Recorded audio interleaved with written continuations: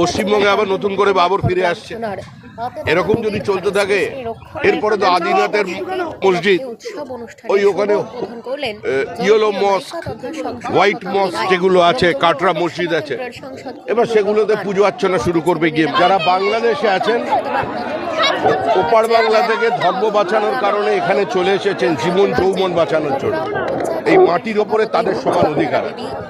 সরকার দীর্ঘদিনের মতুয়াদের দাবি, নমশূদ্রদের দাবি, হিন্দু উদ্বাস্তুদের বিভিন্ন সংগঠনের যে দাবি, নাগরিকত্বের দাবি, সেই দাবিকে পূরণ করেছে সিএ এর মধ্যে দিয়ে।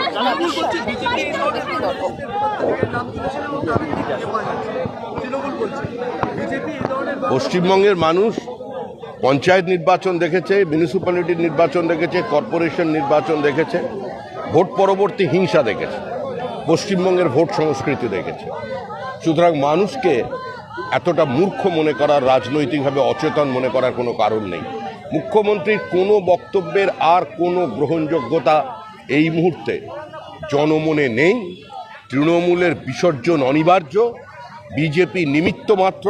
যেহেতু মানুষ একটা বাইনারি সেট করে দিয়েছে যে তৃণমূলকে হারাতে পারে বিজেপি 2019 সালে, এবং সেই বাইনারি এখানে আছে। উত্তর 24 পরগনায় তৃণমূল কংগ্রেস খাতা খুলতে পারবে না।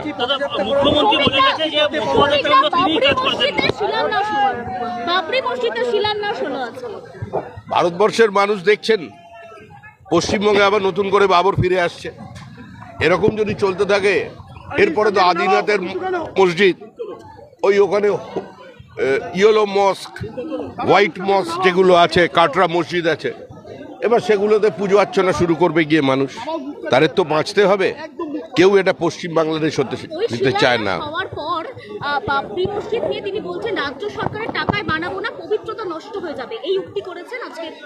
এগুলো রাজনীতি, ওটা তৃণমূলেরই একটা গট আপ গেম, একটা অত্যন্ত দুর্বল চিত্রনাট্য।